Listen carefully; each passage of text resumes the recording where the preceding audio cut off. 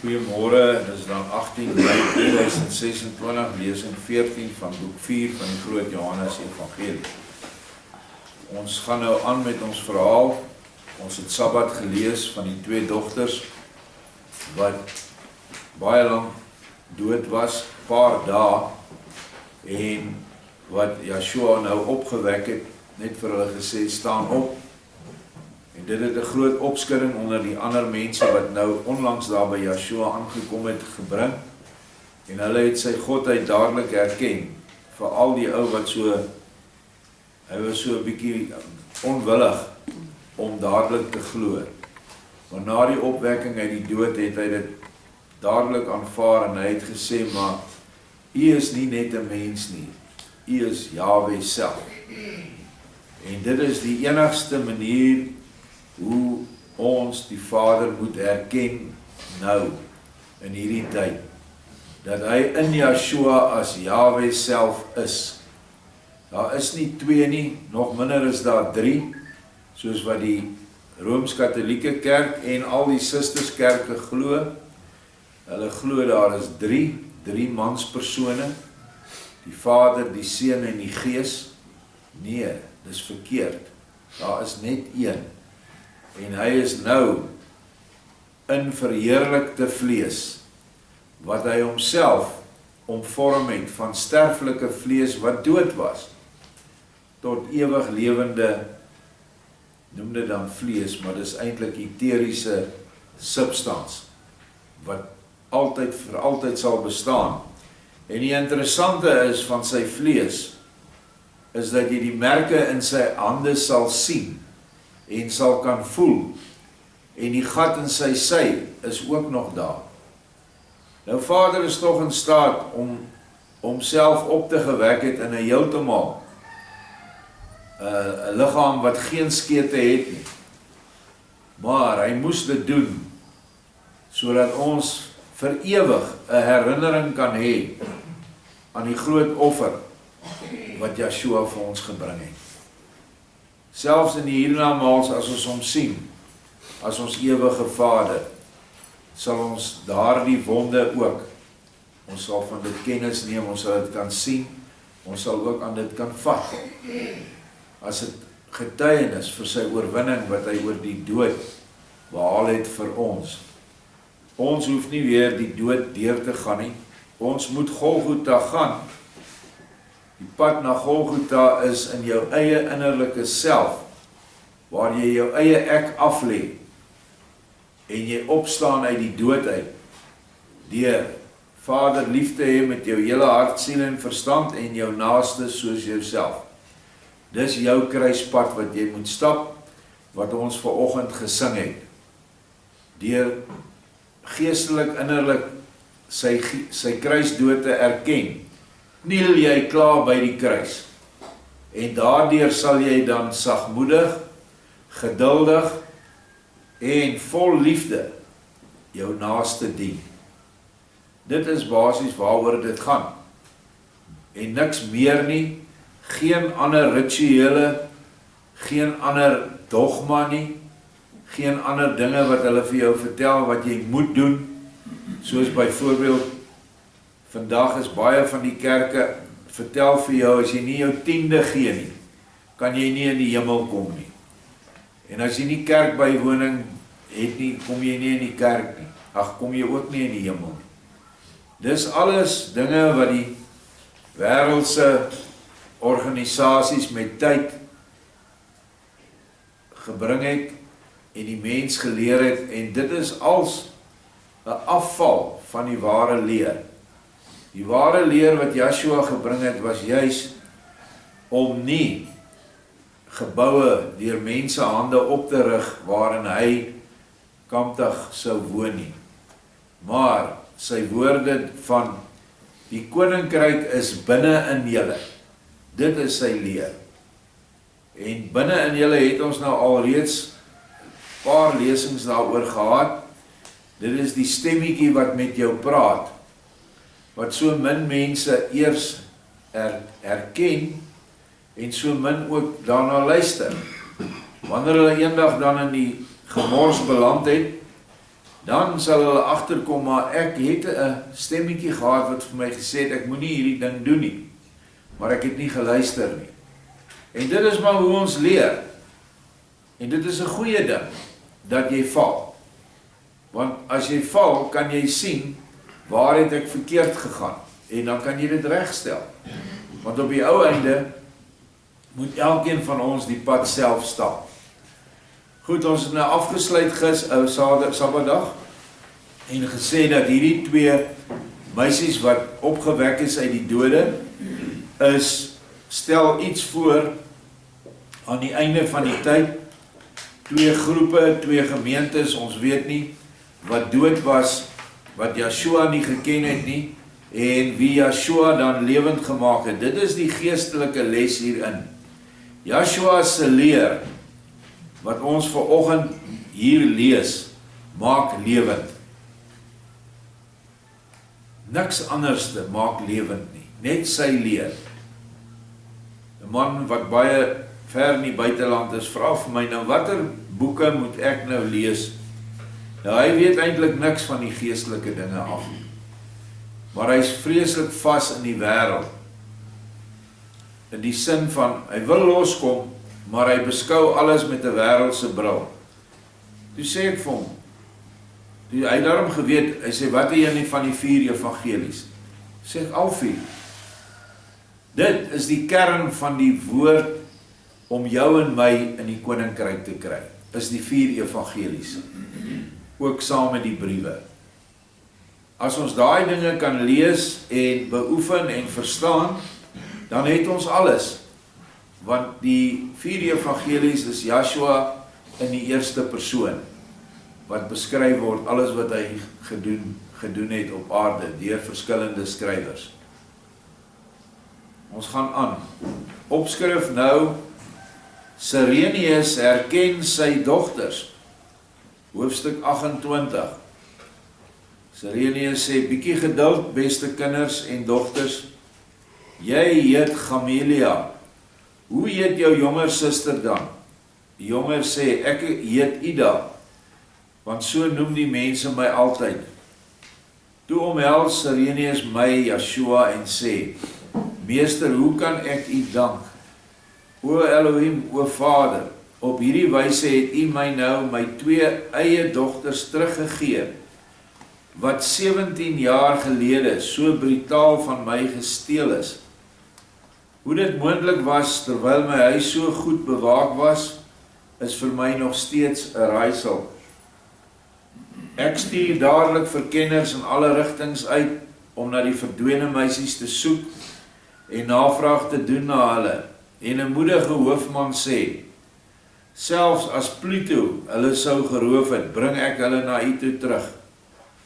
As hulle egter deur die see, of 'n vraatsigtige roofdier verswelg is, sal alle moeite vergeefs wees. Hy het gegaan en om 3 jaar te vergeefs afgesloof. Ek het ook ondersoekers na u, o meester, na Nasaret gestuur. Hulle het u wel vrae gestel, maar het met die Jobstyding huis toe gekom, dat daar niks meer van u te verwagte is nie.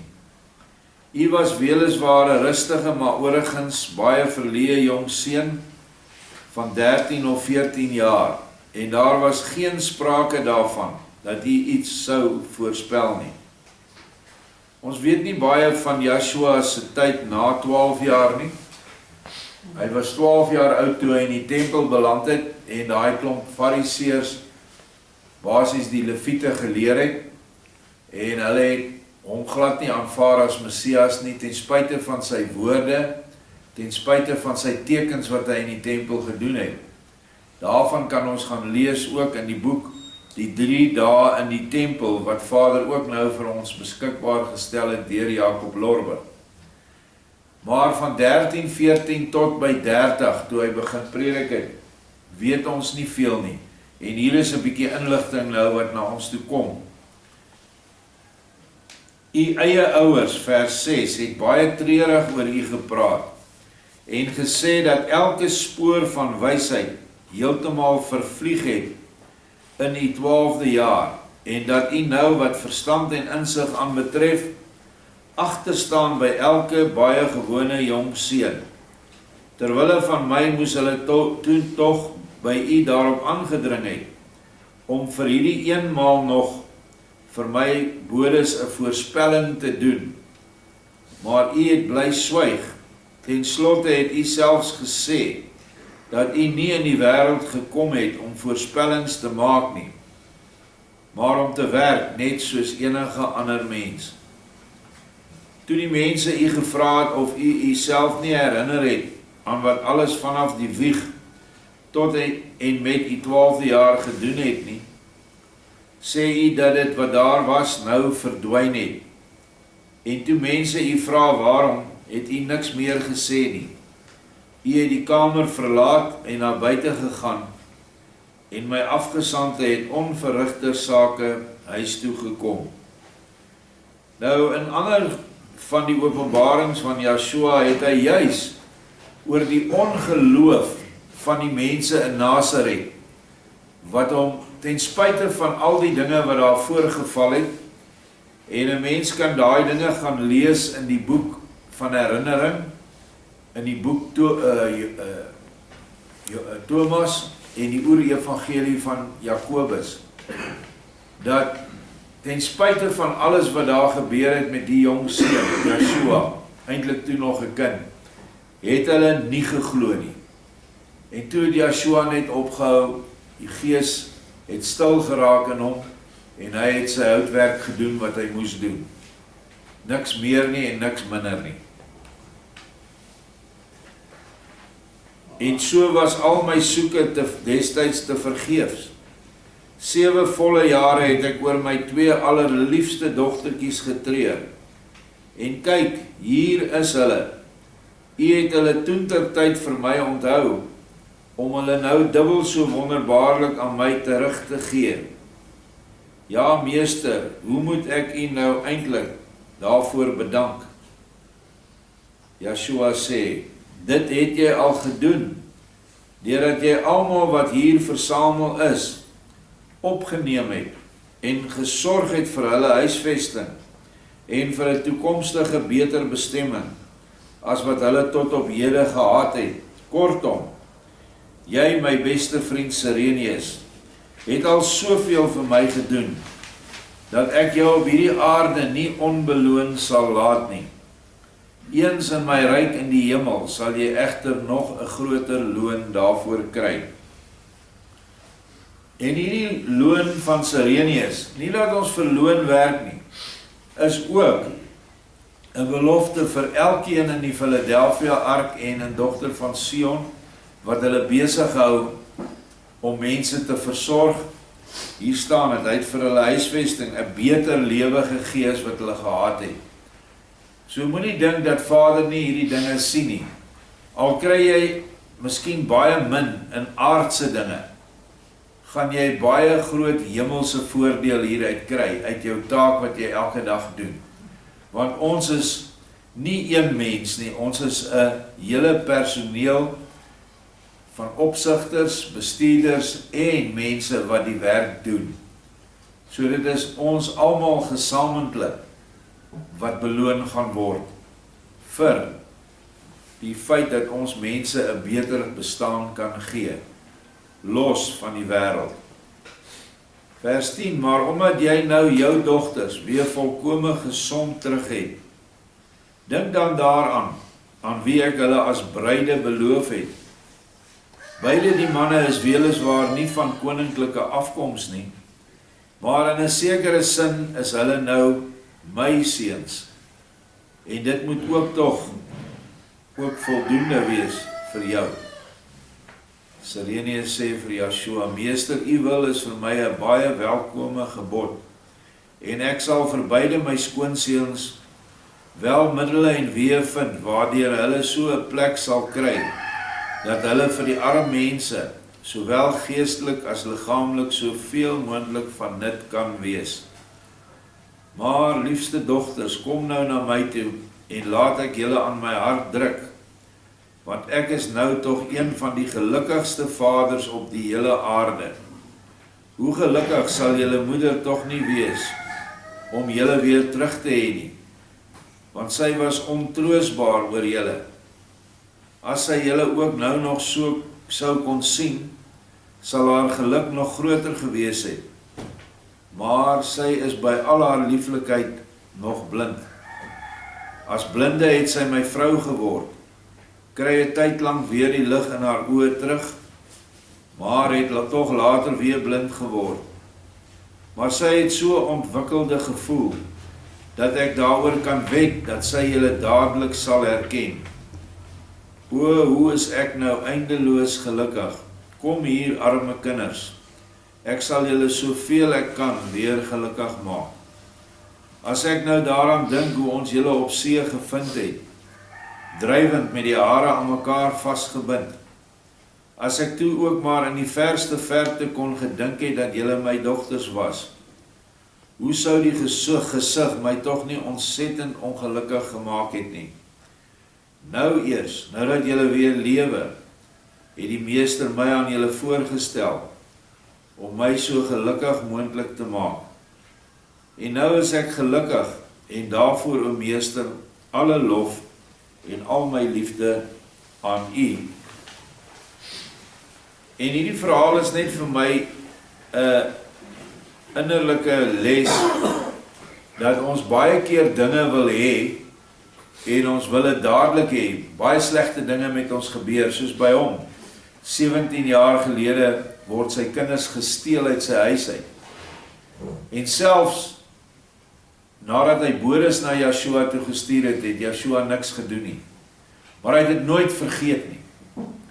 En hy het die skip bewerk, dat hulle op daai skip in daai omgewing was op daai spesifieke tyd. En hy het toegelaat dat hulle deur seerowers oorval is. Hy het toegelaat dat lelike dinge met daai dogters gebeur het. Maar uiteindelik het hy hulle uit die dood opgewek en het hy hierdie kinders teruggegee aan hulle regmatige vader. Hy vergeet nooit nie. En ons is baie keer so, dinge moet sommer nou regkom. Ek doen iets gebeur, en dan bid ek, en dan is ek ontevrede omdat dinge nie dadelik regkom volgens my gebed.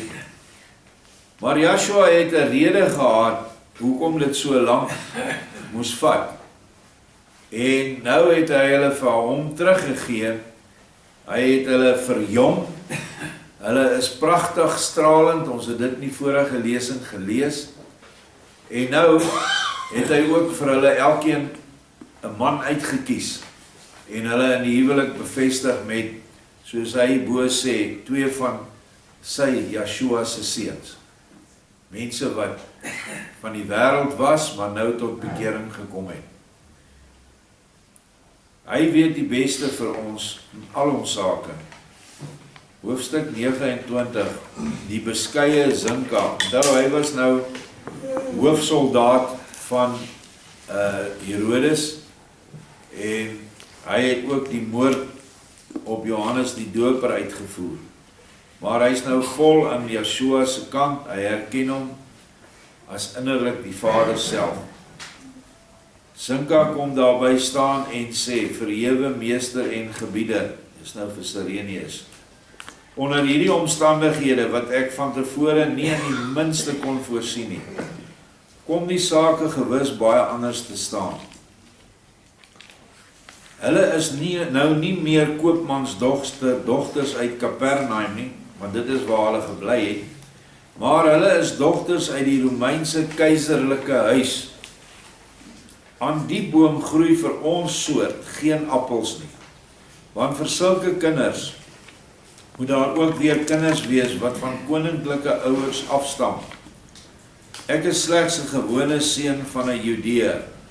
Ek stam wel van Juda af, maar wat is dit nou vergeleke met u, 'n broer van die groot keiser Augustus, wat dus behoort tot die stam van die oudste adelstam. Bovendien is hy onmeetlik ryk, en ek het slegs my karig afgemete beloning vir baie, baie werk. Onthou in daai tyd, 2000 jaar gelede, was daar baie groot standverskille tussen mense. Seker vandag nog steeds is dit so, maar as jy aan die keiserlike familie behoort het, dan sal jy net jou dogter kan gee vir ander keiserlik verbonde mense, wat in daai stand is, met geld aanbetref en wat status aanbetref. En nou kom hierdie ou en hy sê, maar ek is nie eens naaste by daar nie. Al sou Gamelia my oneindig gelukkig gemaak het, as ek haar nou as 'n hemelse wonder tot vrou sou gekry het, tog kan en mag ek haar nooit tot vrou neem nie. Nou dat sy as u dogter so hoog bo my onbeduidendheid staan. Verhewe meester, vandag in u suiwer geestelike gestemdheid sou u haar wel aan my kan gee, maar môre sou dit u baie kon berou, en sou ek u dit kon belet het, as u haar weer van my sou afneem, wat 'n woede en droefheid sou ek dan nie ondervind nie. Maar as ek haar tot vrou kan neem, onder die volledige versekering, dat sy myne sal bly, dan neem ek haar ook beslis, en sal ek die gelukkigste mens wees. Maar eis sal ek haar nooit, want ek ken my plek en ook die uwe. Besorg my egter op Romeinse gebied die een of ander klein stukkie grond, dan sal ek dit deur die vlijt van my hande bewerk, en saam met my medewerkers daarvan lewe. Laat my egter nie weer na Jerusalem gaan nie, en nie meer in die Judeese land bly nie, want met Herodes en met die tempel wil ek niks meer te doen hê nie. Sirenius sê vir hom, moenie meer daaroor praat nie. Ek kan my Gamelia immers nie meer van jou afneem nie, want die meester, Yeshua, het haar in 'n sekere sin eerder aan jou as aan my geskenk, en sy woord en uitsprake is vir my heilig, meer as heilig. Die minste wat die meester ook maar wens, moet ons doen, as ons soos sy heilige engele wil lyk. Hier op hierdie wêreld beteken ek nou wel iets, solank hy my laat lewe, maar aan die oorkant, in die groot hiernamaals, is ons almal gelyk, en ons heilige skatte bly op die dooie aardkors agter, en word voedsel vir die alles verslindende tyd. Laat my hoë afkoms jou daarom nie hinder nie, want dit het ek net vir die welsyn van die mensdom, vir sover dit in my vermoë lê. En sou jy, wat deur die meester van die oneindigheid, van lewe en van dood spesiaal aan my toevertrou is, daarvan uitgesluit wees? Nee, nee en nooit. Jy is en bly my seun. Nou hier het Sirenius 'n baie mooi verklaring gemaak. Onthou, hierdie man is die magtigste man naas die keiser in Asië en in Afrika. Hy het die gesag van lewe en dood. En hy heers, en daar is, in een van die boeke, het Yeshua hulle in sy paleis in Sidon aangekom. Dit is die een keer toe Yeshua as jong seun weer sy geestelikheid bewys het. En dan beskryf hy hoe ontsaglik groot en mooi en versier hierdie paleis is. En toe vra Sirenius hom, gaan dit vir my 'n probleem wees? Toe sê Yeshua, nie vir jou nie, want jy is nederig en barmhartig in jou hart, en hierdie goed wat jy nou moet dra en in leef, is net noodsaaklik, sodat jy die gesag kan uitvoer en vir die mensdom se welsyn kan werk. So wat hy eintlik sê in ons tyd van vandag, as mense in baie luukse leef, en vanweë hulle stand moet hulle dit doen, dit is maar hoe die wêreld werk, dan mag hulle daai weelde en paleise en allerhande ander goed wat daarmee saamgaan, net slegs gebruik vir die welsyn van die mense en nie vir hulle eie vergaar van nog en nog en nog skatte nie. Wie nou so heeltemal 'n goeie voorbeeld is, eintlik 'n slegte voorbeeld is van hoe dit nie moet wees nie, is die Rooms-Katolieke Kerk. Hulle gaar net meer en meer en meer skatte op. Hulle is die grootste grondeienaars in die wêreld. En sover ek weet, het hulle ook as een organisasie, het hulle ook die meeste skatte. Ons praat van goud, silwer, edelstene en al die dinge, deur die eeue heen, wat hulle letterlik die mense van hulle gesteel het en van hulle afgepers het. Dit is nie hoe mens met jou gesag moet omgaan nie. Natuurlik is dit verkeerd dat die mens sulke mense so vereer en daar op 'n troontjie plaas, maar dit is nou maar hoe die wêreld werk.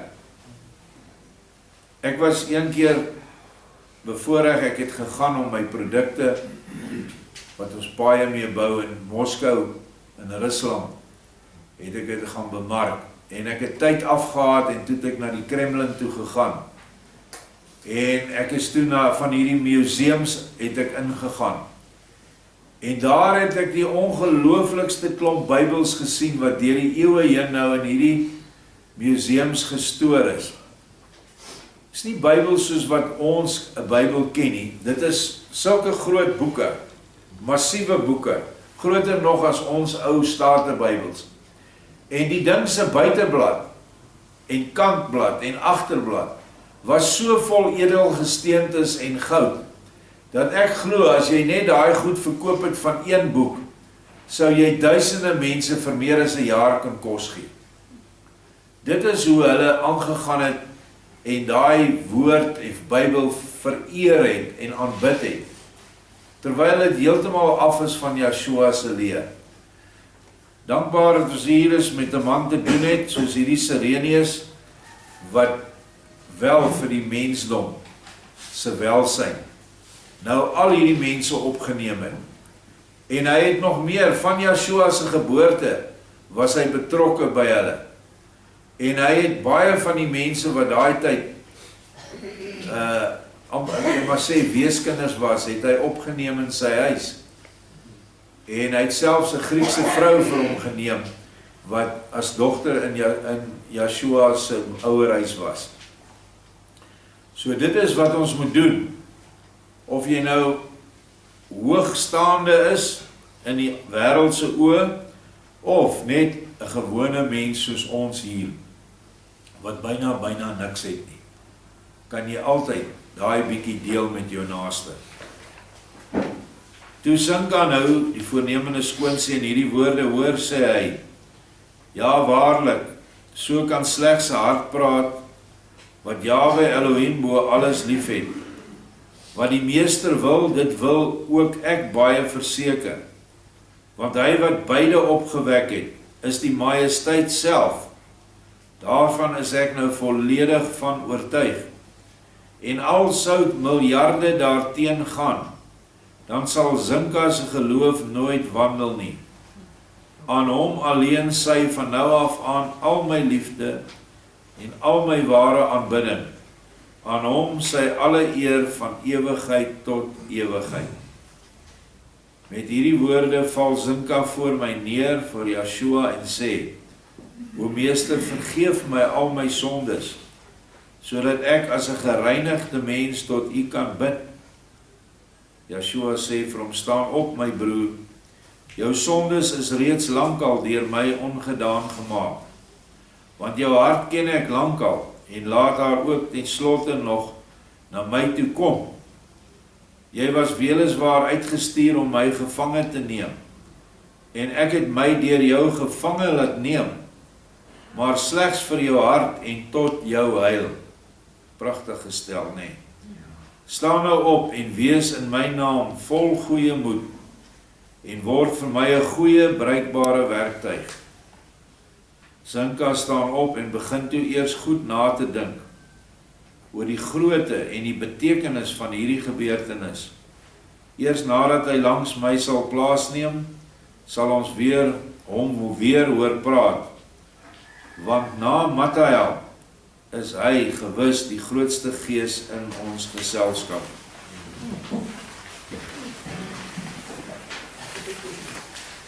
Dis interessant dat Joshua hierdie geeste wat op aarde nou beliggaam is, omdat hy hulle ken. Hy ken elkeen van ons. En hy laat hulle almal hier by mekaar kom by hierdie huis van Markus. Op baie snaakse maniere. Die een lot was moordenaars wat hom gesoek het om hom op te vermoor. Die ander lot was reisigers van Persië wat op soek was na iets en hy laat hulle na hom toe kom. Die ander was Fariseërs. Ek kan nie eens onthou alles wat hulle gedoen het. Die ander was 2 dogters wat verdrink het. Hy bring hulle almal saam.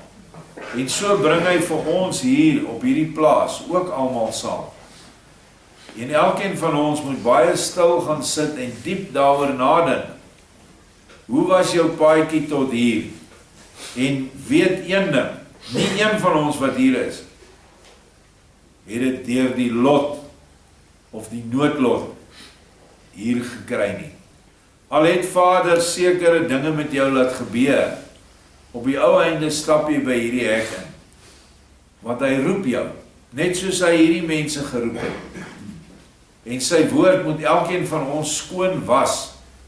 Hy is nou nie fisies teenwoordig nie. Maar tog staan daar in die skrif, salig is julle wat tog geglo het en my nie gesien het nie. En dit is vir ons aan die einde van die tyd. Jy moenie jouself te gering ag nie. Moenie dink jy is niks werd nie. Want jy is juist nie niks werd nie, die feit dat hy jou hiernatoe gebring het. En al was jy 'n erge mens daar buite, dink dan aan hierdie verhale. Dit was moordenaars wat hy gebring het en wat hy omvorm het. So jy hoef nie skuldig te voel as jy nie die groot heilige een is nie. Want dit is nie wie hy soek nie. Joshua soek die sondaars. Hy soek die gebrokenes, die krepeles, die melaatses. Hy bring hulle by mekaar en hy hef hulle harte op. So as jy 'n ernstige wêreldse pad geloop het en jy baie lelike dinge gedoen het, weet dat hy liewer vir jou is as vir die duisende regverdiges. Want hy sê dit, 'n sondaar wat tot bekering gekom het, is vir my meer werd as 99 regverdiges. En verder sê die engele in die hemel juig wanneer so 'n persoon tot bekering kom. Dink maar aan al die ander wat Joshua na hom toe laat bring het. Vrouens wat prostituie was, het hy genees en hulle in sy midde ingebring. En hy is baie beskuldig daaroor. Maar tog het hulle ook 'n kans gekry op die koninkryk. So dink daaraan wanneer jy aan hierdie woorde dink. En is goed dat ons dit weer en weer lees. Bære dit in jou Bybel en lees dit nou en dan. Want daar is 'n diep innerlike les in elkeen van ons stukkies. Elke hoofstuk is daar 'n verborgde les vir ons vandag. Baie dankie.